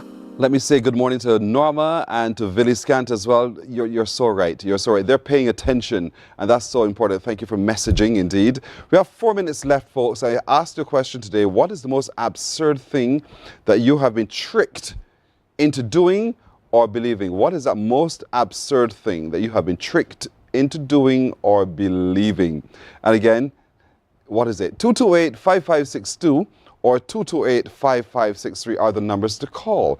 If you've already posted on our YouTube or Facebook pages, we will share those with you as well. But come, I want to hear from you. What is the most absurd thing that you've been tricked into doing or believing? And, you know, we've all played pranks. People have played pranks on us. And so what are some of those crazy, crazy things that we have done to others and others have done to us? I'd like to hear. 228-5562 or 228-5563. I did tell you about the one shared earlier about someone who took upon themselves to drive through people's neighborhood with a megaphone talking about, oh, come out, election day, vote for this and vote for that. Just as a prank, not intended to create any mischief, but you know how it goes, man. 228-5562 or 228-5563. Call me and let me know what have you done or what have others done to you to trick you or to cause you to believe that it is so. So what is that for you? What is it? I do crazy things in here every single day. My team knows that. There are many times we've done so many things. And you know, I like to pick on the technical director because one day we can't remember what we were talking about, but I could feel his eyes on me. And then he said, "You're lying." And it was so funny because I had my face stone cold. Do you remember, Ro, what that was? I can't recall. I don't recall what the experience was, but there was something we were talking about. And he just observed. I got it right. You know, so what do you do? What have others done to you to cause you to believe or to trick you? 228-5562 or 228-5563. Come, let's have some fun. What are the fun things that you have done? What are some of the fun things that have been done to you to cause you to believe it to be so or to trick you into thinking that it was so? Many times for me, I've told people somebody's waiting for them in the lobby, and that wasn't so. It was just some fun. And they got up, I followed them too, down to the lobby to discover, Pearson, you playing the fool. Yeah, life is brief, have some fun. That's my response all the time.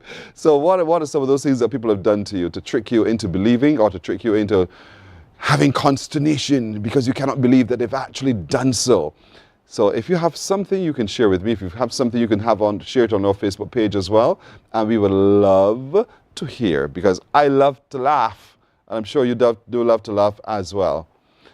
All right. I'm not saying that one. I did promise you that I would have shared with you today a story of two conjoined women who have been separated successfully. They're still alive. Can't get to do it today. I'm so sorry. But hopefully as soon as possible, this week if we can, we will share that with you as well because it truly is an inspiring story. I want to encourage you this weekend to attend that Heart's Sapphire concert at the Derek Smith Vocational Center. It's put on by the Challenor School of Creative Arts.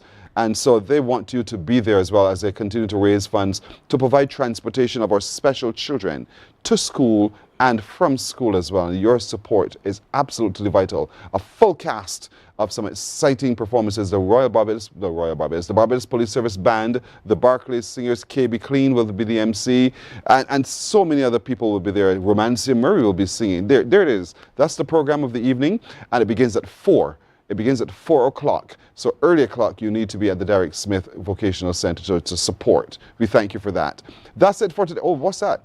To Pearson and the entire Caribbean Broadcasting Station, we really appreciate having you back on Facebook. Love you bad. Thank you. Patricia, you're such an awesome person. Thank you very much. I hope that's not a prank. But thank you very much indeed. That's our time today, everybody. We are out of it. My little crew says thank you, and I do too. We'll see you tomorrow. Bye-bye. Wake up, wake up, wake up, wake up. Barbados, get up. Good morning, Barbados, good morning.